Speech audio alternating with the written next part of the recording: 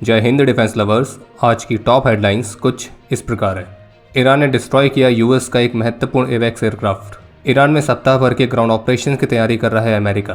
Punjab police ने पकड़ा एक इलीगल आर्म्स का कंसाइनमेंट। भारत और रशिया का जॉइंट इनिशिएटिव भारत में स्थापित करेगा अत्याधुनिक यूएवी और सैटेलाइट लेबोरेटरीज। और पाकिस्तान का मानना है कि सऊदी के साथ उनका डिफेंस पैक्ट अब बनते जा रहा है पाकिस्तान के लिए एक बड़ी प्रॉब्लम।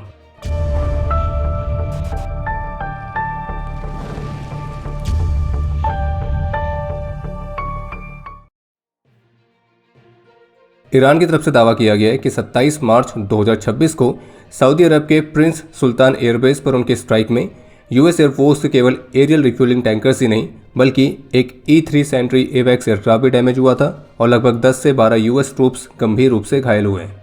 और इसके एक विजुअल एविडेंस के तौर पर सैटेलाइट इमेजेस को भी शेयर किया जा रहा है और जिसमें इस बेस पर पाक एयरक्राफ्ट में हैवी डैमेज दिख रहा है और इसके अलावा कुछ पिक्चर्स भी सामने आई हैं। बाकी फिलहाल अभी इस वाले दावे पर यूएस के सेंट्रल कमांड की तरफ से कोई भी कमेंट देखने को नहीं मिला है।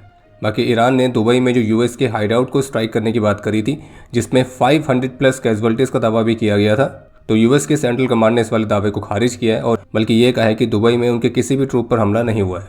लेकिन सऊदी अरब में जो यूएस के एवेक्स एयरक्राफ्ट को डैमेज किए जाने की रिपोर्ट सामने आ रही है, तो मिलिट्री एक्सपर्ट्स इसे यूएस के लिए एक बहुत ही महत्वपूर्ण नुकसान के तौर पर देख रहे हैं, क्योंकि इस डैमेज के साथ अब यूएस के पास केवल 16 E-3 एयरक्राफ्ट ही बचे हैं। और जबकि ईरान नेवी के कमांडर की तरफ से कहा गया है कि जैसे ही यूएस का अब्राहम लिंकन एयरक्राफ्ट कैरियर उनकी रेंज के अंदर आएगा तो वे ईरानियन वॉरशिप IRIS डेना के सेलर्स का बदला जरूर लेंगे। वही वॉरशिप जिसे श्रीलंकन कोस्ट के पास यूएस की सबमरीन ने डुबो दिया था। वहीं दूसरी तरफ यूएस के सेंट्रल कमांड की तरफ से कुछ पिक्चर्स शेयर की गई हैं जिसमें बताया गया कि कैसे यूएस एयरफोर्स के F-22 रैप्टर इस ऑपरेशन में सक्रिय रूप से शामिल है। द वॉशिंगटन पोस्ट की रिपोर्ट के मुताबिक, जिसमें यूएस ऑफिशियल्स को कोट करते हुए बताया गया है कि पेंटागन ईरान में कई सप्ताह के ग्राउंड ऑपरेशंस की तैयारी कर रहा है और इस योजना में स्पेशल ऑपरेशंस और कन्वेंशनल इन्फेंट्री ट्रूप्स द्वारा रेड्स तो ये भी इन्वॉल्व रहेंगी। हालांकि रिपोर्ट में भी बताया गया कि प्रेसिडेंट ट्रंप ने इस वाली योजना को अभी अप्रूवल दिया है या नहीं दिया है, तो उसके बारे में अभी कुछ भी कंफर्मेशन नहीं है। लेकिन अभी कुछ ही दिनों पहले रिपोर्ट्स आई थी कि जो यूएस है वो मिडिल ईस्ट रीजन में अपनी 82 एयरबॉर्न डिवीजन की तैनाती कर रहा है, जो कि यूएस की 9/11 फोर्स के तौर पर भी जानी जाती है। और इस रिपोर्ट के बाद ईरान का जो इंग्लिश न्यूज़पेपर है उसके फ्रंट पेज पर अमेरिका की इस तरह के ग्राउंड ऑपरेशंस वाली योजना के जवाब में एक तरह की वार्निंग जारी की गई है, जिसमें बड़े बड़े शब्दों में लिखा गया वेलकम टू हेल, और साथ में ये भी लिखा है कि कोई भी यूएस ट्रूप्स ईरान की टेरिटरी में जो एंटर करेंगे तो फिर वो कॉफिन्स में ही बाहर जाएंगे। और रिपोर्ट्स ये थी कि मिडिल ईस्ट रीजन में जो यूएस है वो 10,000 एडिशनल ट्रूप्स को डिप्लॉय कर सकता है, और उसी के रिस्पॉन्स में तेहरान टाइम्स के फ्रंट पेज पर यह पोस्ट की गई है। और ईरान का ये भी कहना है कि उन्होंने जो अपनी महत्वपूर्ण डिमांड्स रखी हैं, तो जब तक कि अमेरिका उनको स्ट्रिक्ट टर्म्स में स्वीकार नहीं करता है तब तक सीज फायर पॉसिबल नहीं है। इसके अलावा ईरान की IRGC ने दावा किया है कि उन्होंने अपने ऑपरेशन ट्रू प्रॉमिस 4 की 84th वेव के दौरान पर्शियन गल्फ में यूएस की 6 टैक्टिकल वेसल्स पर स्ट्राइक करी है, जिसमें American landing craft utility vessels शामिल हैं। और ईरान के दावे के मुताबिक उनके हमले में 3 वेसल्स तो डूब गई थी, एक पर आग लग गई थी, और यूएस ड्रोन यूनिट के पर्सनल की पोजीशंस को टारगेट करने के लिए कामिकाज़े ड्रोन्स का इस्तेमाल भी किया गया था। और अभी जिस समय हमें वीडियो रिकॉर्ड कर रहे हैं तो अमेरिका की सेंट्रल कमांड की तरफ से ईरान के इस दावे पर कोई कमेंट देखने को नहीं मिला है। लेकिन इसी बीच पाकिस्तान के रक्षा मंत्री की तरफ से एक कमेंट देखने को जरूर मिला है, जो कि एक तरह से यूएस के ही एक्शंस पर ताने की तरह है, जिस पर उन्होंने अपने एक्स हैंडल से ऐसा लिखा, इस वॉर का जो गोल है वो अब स्ट्रेट ऑफ हॉर्मोज को ओपन करने की तरफ शिफ्ट हो चुका है। वो स्ट्रेट ऑफ हॉर्मोज जो कि इस वॉर के शुरू होने से पहले ऑलरेडी ओपन ही था। और फिर पाकिस्तान रक्षा मंत्री के इसी पोस्ट को ईरान के पार्लियामेंट्री स्पीकर ने रीपोस्ट भी किया है और साथ में ये लिखा है कि दोबारा से 6D चेस खेल लें।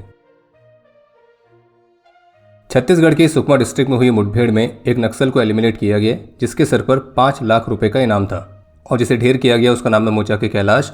और ये नक्सल IEDs को प्लांट करने, पुलिस पर हमला करने और सिविलियंस की जान लेने वाली घटनाओं में शामिल था। और जबकि ओडिशा DGP की तरफ से बताया गया कि जनवरी 2025 से लेकर इस वर्ष मार्च के महीने तक लगभग 77 माओइस्ट ने पुलिस के सामने सरेंडर किया है। इसके अलावा एक अपडेट यह है कि अभी हाल ही में भारतीय सेना प्रमुख ने गोपालपुर में आर्मी एयर डिफेंस कॉलेज में integrated air defence fire power को विटनेस किया है और इस डेमोन्स्ट्रेशन के दौरान एंटी एयरक्राफ्ट गन से ड्रोन्स को न्यूट्रलाइज करके भी दिखाया गया था। इसके अलावा एक अपडेट यह है कि अमृतसर पुलिस ने एक इलीगल आर्म्स के ऑपरेशन को नाकाम किया है और नाकाबंदी के दौरान 2 9mm की सब मशीन गन्स और एक एम्प्टी मैगजीन रिकवर की गई है। और शुरुआती इन्वेस्टिगेशन में इस बात का खुलासा हुआ है कि इसके link gangster Gurpreet Singh AKA Goldy Dhillon तो इसके साथ है, और इन इलीगल आर्म्स का इस्तेमाल पंजाब में एंटी नेशनल एक्टिविटीज़ और क्रिमिनल एक्टिविटीज़ को अंजाम देने के लिए किया जाने वाला था। बाकी आगे की इन्वेस्टिगेशन जारी है और पूरे नेटवर्क को डिसमेंटल करने के प्रयास किए जा रहे हैं। वेस्ट एशिया सिचुएशन की वजह से दुनिया भर में एनर्जी क्राइसिस की चिंताओं के बीच जो एक डिस इन्फॉर्मेशन कैंपेन की भी शुरुआत हुई है, तो उसको काउंटर करने के लिए भारत सरकार की तरफ से क्लैरिफिकेशन जारी किया गया है कि भारत में सभी पेट्रोल पंप्स पर जो पेट्रोल और डीजल का पर्याप्त स्टॉक उपलब्ध है और पब्लिक को एडवाइस दी गई है कि रूमर्स पर बिलीव ना करें।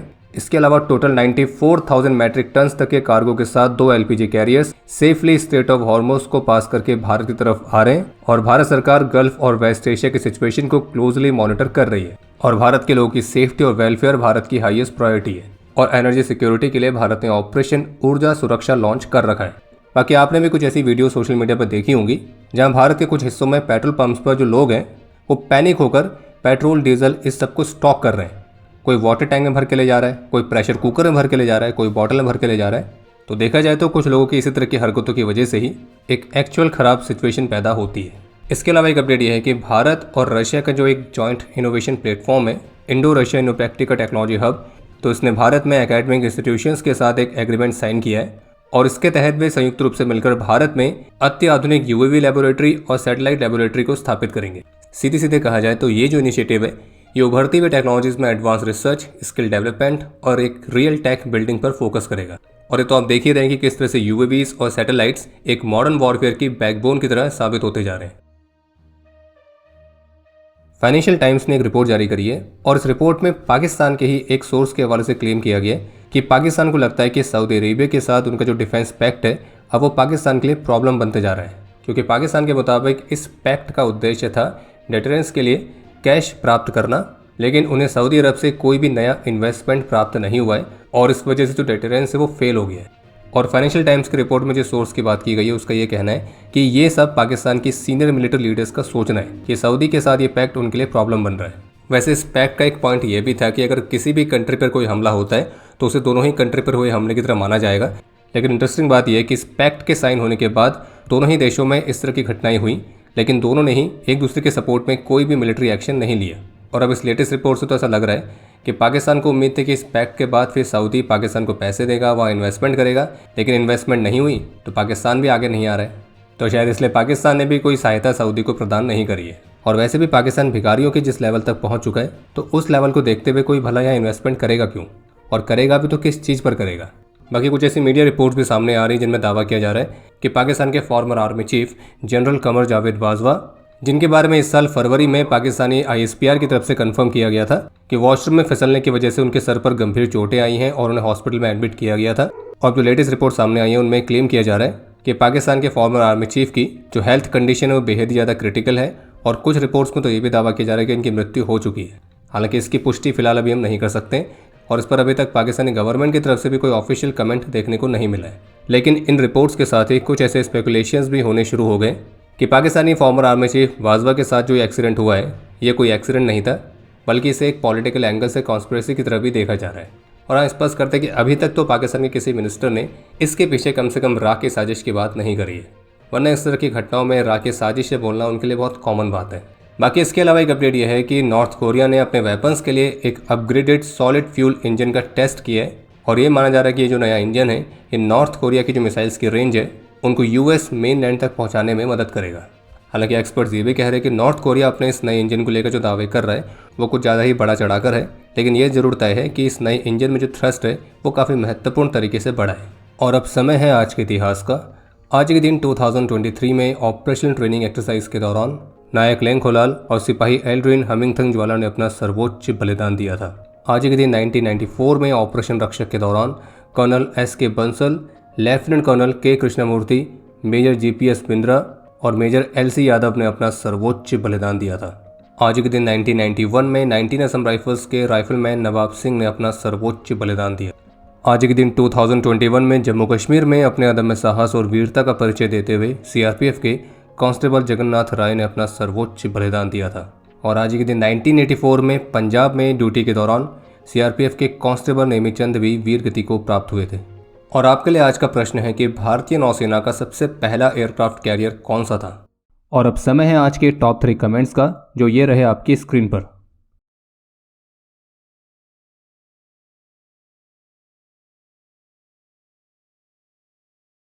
उम्मीद है आपको आज का एपिसोड पसंद आया होगा।